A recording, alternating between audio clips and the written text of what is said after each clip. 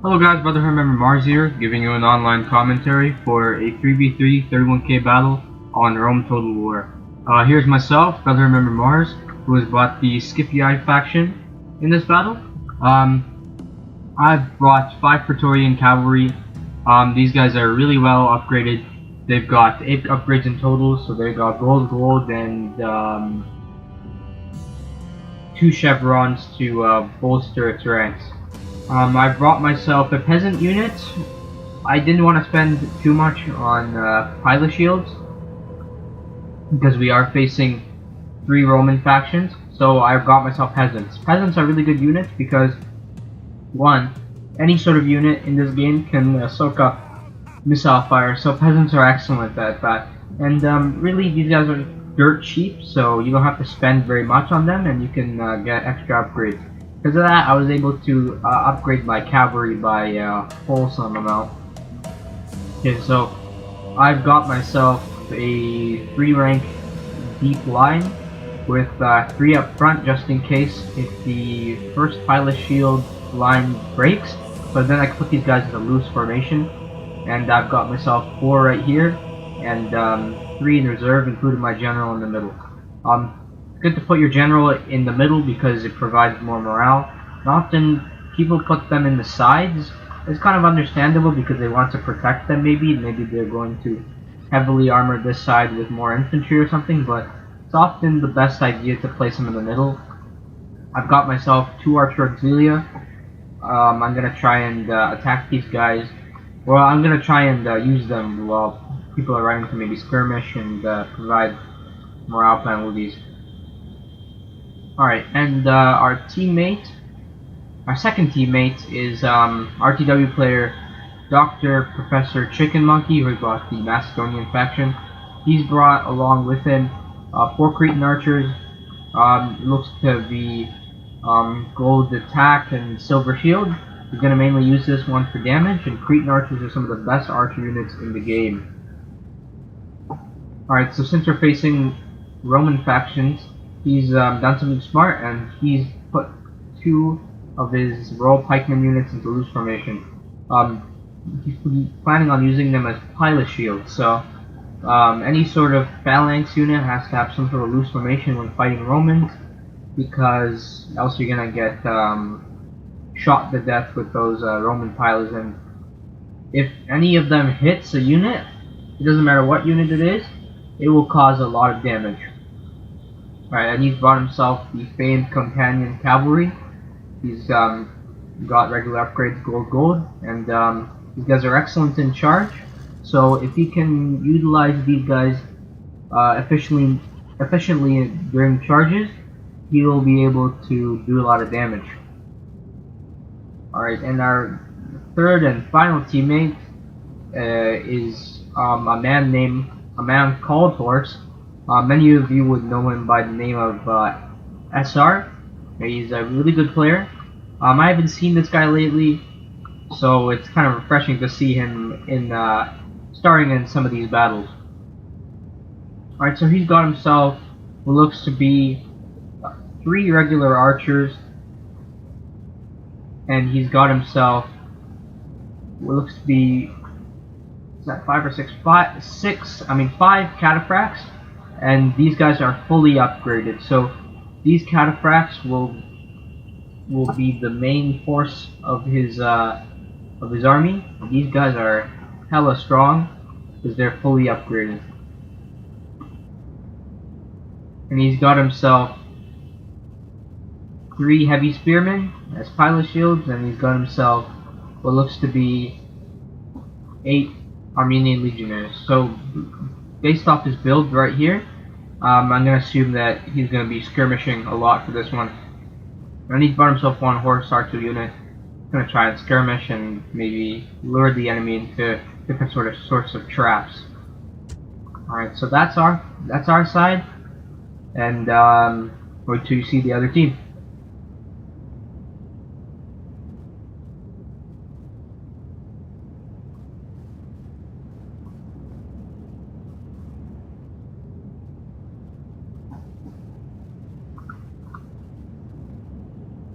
And so he's put these guys into loose formation. He knows that the enemy team might bring a lot of archers, so in order to win the skirmish, he's going to put these guys into loose formation. Tight formation archers provide more damage, while loose formation archers are merely meant to skirmish. So that's why SR, or AManCalledHorse over here, put his archers into a rank of 2 by what looks to be 20 units. 2 by 40. Yes, 2 by 40.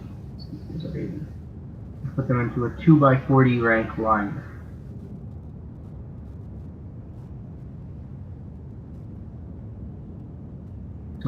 Think about this. Alright, so on the enemy team, we have RTW player named Thorn. Not too sure who he is.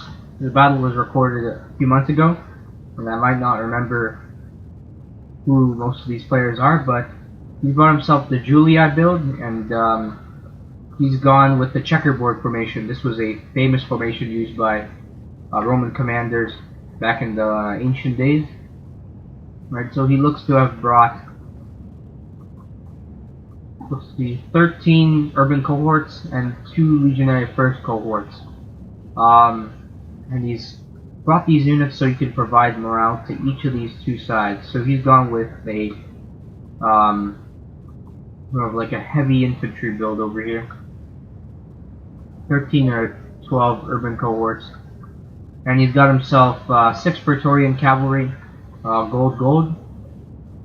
These guys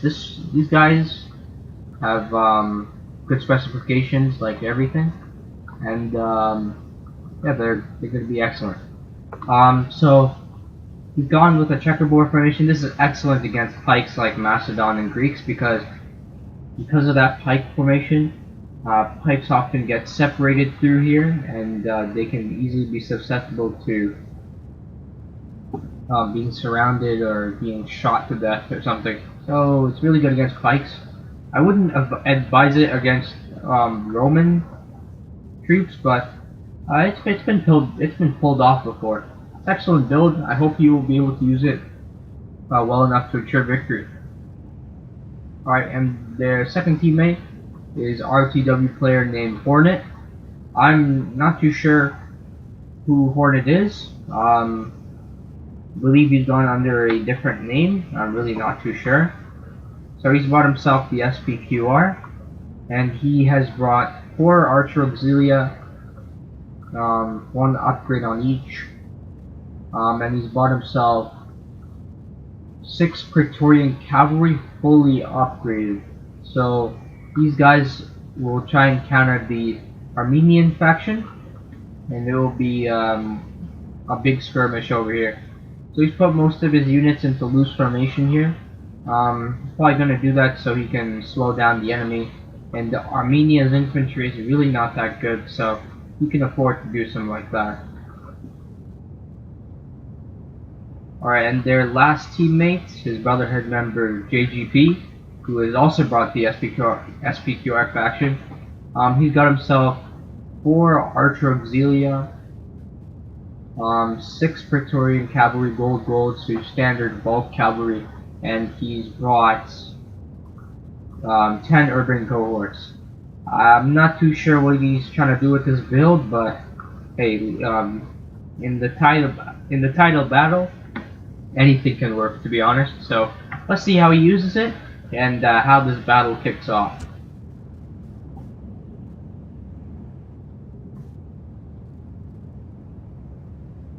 Alright, so a man named Horse, or SR, is pushing up really aggressively. He's running his horse archers to the very ends of the boundary over here. He's gonna try and get out of range of these archers, and then when his archers come in to skirmish, he can also fire at the same time. It's often a tactic you see in CWB battles or any sort of skirmish, where people with horse archers, they often run around the flanks, and then until the enemy archers have begun to skirmish, that's when they come in. Alright, so he's pushing with his cataphracts really aggressively, and Hornet is going in for a counter charge, but these guys pulled back last moment, so he's gonna save his cataphracts. Right, so now each of these Praetorians are sort of isolated. Now they can attack. Alright, so although SR lost most of his archers, he's still going to attack. The enemy general is slain. Alright, so now his men fear us. Alright, so SR managed to successfully kill the general in that ensuing battle. Because of that, the morale of that army is plummeted to the ground. Alright, so I'm deciding here whether to help SR or to possibly fight and support Macedon over here. But seeing how SR is being doubled in by the SPQR forces and his infantry is really not that good, I'm gonna bring my cavalry over. And I noticed that it's really his infantry is really bunched up. Hornet's infantry is really bunched up. I'm gonna go in for a counter charge straight from the back.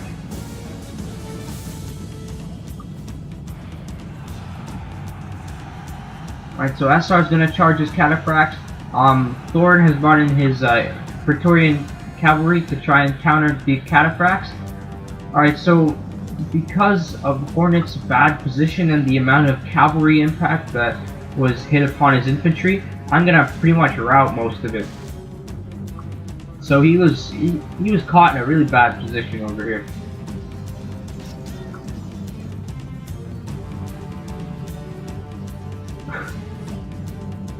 Alright, so SR's gonna pull his cataphracts back. He doesn't want to get into combat with these guys. I've noticed that JGP's cavalry has come, so I've decided to pull out for now.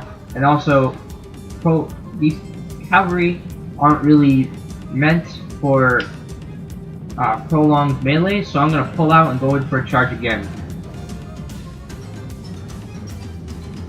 Alright, so my archers are constantly firing at the backs of these troops. I'm gonna stay my so I'm gonna run my infantry over. I'm gonna try and support SR. He's in a lot of peril right now. And I'm gonna go in straight for a counter charge right here. Alright, so now because they're sort of isolated, I can now destroy the remnants of Hornet's army. Really, that was bad positioning on his part. Should have stayed a bit more defensive until his allies came. Alright, so Dr.Prof.ChickenMonkey is cleaning up house over here. And he's taking out the remnant troops of Hornets. Now, instead of attacking, SR is going to reform. This is a smart move because if he goes in straight for an attack, there's still loads of infantry and cavalry. They can easily rout us, and Armenia cannot fight on their own, so they need lots of help and support. And SR's cataphracts, some of them have just been routed, or they're so battle damaged and exhausted that they can't really do very much on their own. Alright, so my archers are firing at them constantly, and SR is going to try and pull back so he can reform and fight with us.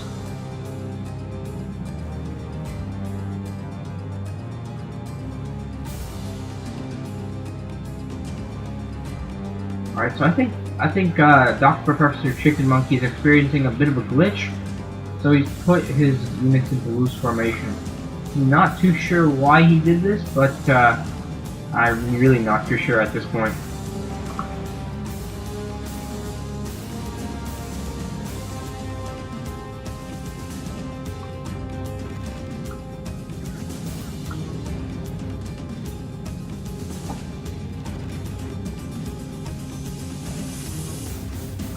Alright, so SR is going to pull back even further. He's being extremely cautious. Kind of understandable because Hornet's army is still there, and Armenia cannot fight by themselves.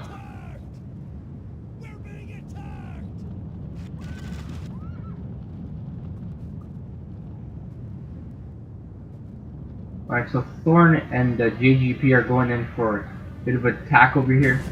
They're going to move extremely aggressively. They're going to try and take out that companion cavalry, because one less cavalry unit is always best. Alright, so on impact, these cavalry routes. So these guys are not good in melee, and these guys are only meant for a charge.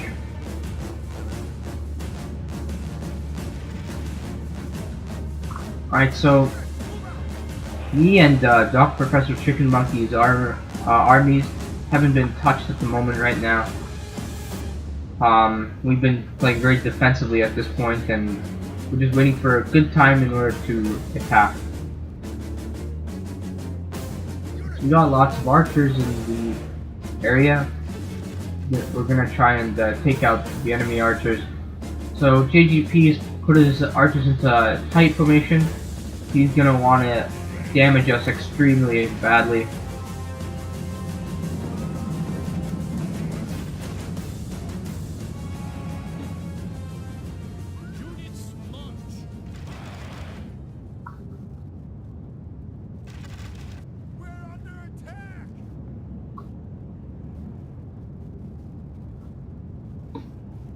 Alright, so Essa is gonna just push up. Because I'm so close by, he can now push up as a third army. However, I'm gonna have to support SR extremely well, or we might lose this flank and they can roll us up. So the doctor over here has brought his Cretan archers and he's firing at those archers.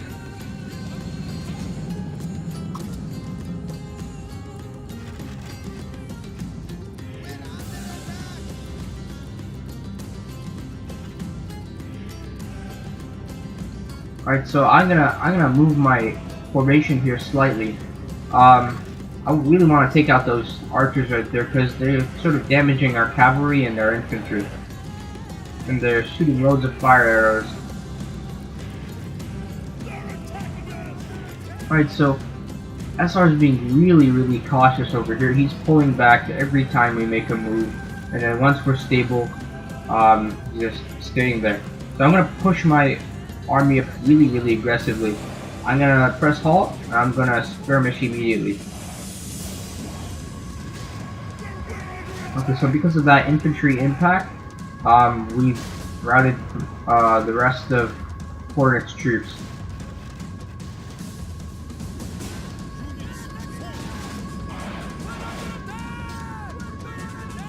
Alright, so Thorn goes in for a charge, and I'm pulling back almost immediately. I don't want to get tangled up in any sort of melee at this point.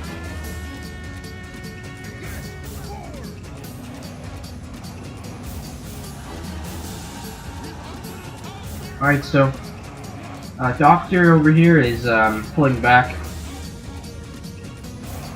He doesn't want to go too far because without support, pikes can be decimated very quickly. And the thing about pikes is that you need to cover their flanks almost impenetrably. So if something like this happens where they attack to the sides, it often will lead to the pikes being routed very easily. Alright, so JGP's gone for a head-on charge, and Thorn has also tried to attack. Right, so SR's bringing in some pikes over here to try and assist me, and because of that heavy charge by JGP, he was able to rout peasant archers. Alright, so as I didn't see, Dr.Prof.ChickenMonkey has gone in for a rear charge. And because all of Thor's cavalry is on that side, he was able to do a massive hammer and anvil charge and rout this general. So this is not a good idea. It's not a good idea to leave your general out like that. And if you see cavalry's on your side still, You need to stay on that side in order to prevent any sort of thing like that from happening and having your army destroyed because your general died. Alright, so now that the other enemy general has been slain, we can probably push up. Or well, Professor ChickenMonkey can probably push up. But he should really bring his cavalry over here so he can try and alleviate some pressure. Alright, so I'm going to be really aggressive over here. I'm going to try and countercharge over here. Try and get Thorn's cavalry hit. He's a bit isolated from JGP. And SR is bringing in some of his heavy spearmen, so we've got some help and support over here. Alright, so because Thorn has more cavalry, he'll be able to take out my my cavalry. But SR is bringing in some reinforcements to really put the pikes down. But really, it's a bit too late because I've already lost one of my urban cohorts that was routing. My cavalry has been routed, and the JGP has come in and swooped in for the kill. So now they're charging my peasants, and I'm gonna try and retreat as fast as possible. I really do not want to fight these guys. It's a really bad idea. Alright, so they're going in for a hammer and anvil strike. I'm gonna place my infantry, just try to alleviate the pressure. Like a massive cavalry hit right here. Alright, so this one's routing. Armenia's troops are routing. It could possibly be a mass rout at this point. But I'm throwing everything in the pot right now. Putting in all my infantry. Okay, good news. Thorn's cavalry has just routed. Alright, and Professor ChickenMonkey has given some pikes. This is not a good idea because there's pikes in the midst of all of that. Alright, so the companions have come into the rear and now they're doing a hammer and anvil. Because there's pikes, not only are enemy cavalry dying at a fast rate, but these guys are surrounded and their morale is not so good at this point because generals have just died. Everything is in shambles at this moment. So JGP and Thorn are going to lose all their cavalry, and right now it's a fight to the death because my infantry is now being engulfed by the enemy, and they've got more infantry clumped up over here, and they're winning at the moment actually.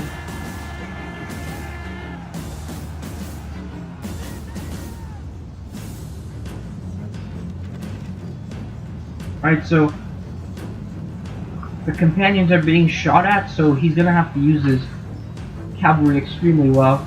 JGP's general over here is not safe at all. He's gonna go in for a massive charge right here, gonna take him out as soon as possible. Alright, so Thorn's brought some more infantry. Gonna try and support his ally over here.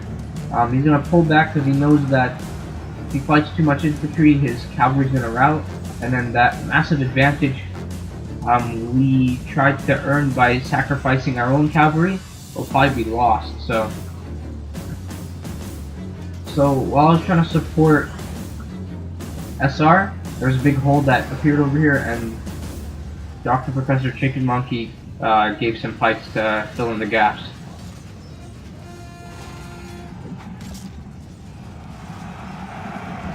And so JGP is going in for a charge, but unfortunately he didn't see those pikes, and he may have miscalculated that strike. So at this point, Professor ChickenMonkey should go in for a massive cavalry charge. Alright, then he's going into the charge.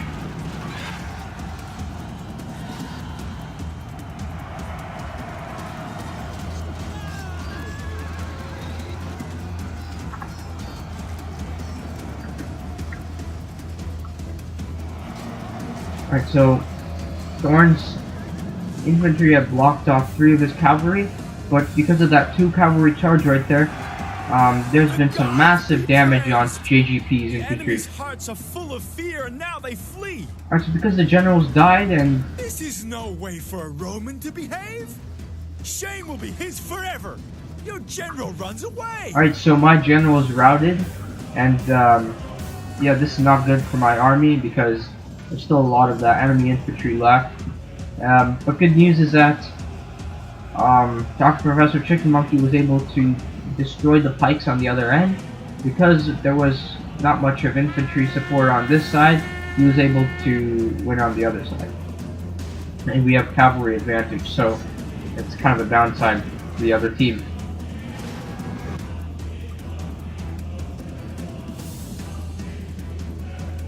The enemy army is in flight. Pursue them and drive them from the battlefield. Alright, so at this point, we have just too much of infantry and we have cavalry.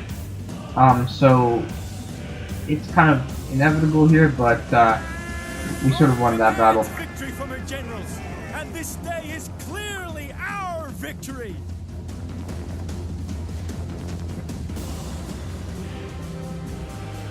Alright, so it said it was a clear victory? I thought it was really close.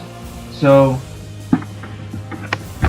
I got 1,703 kills.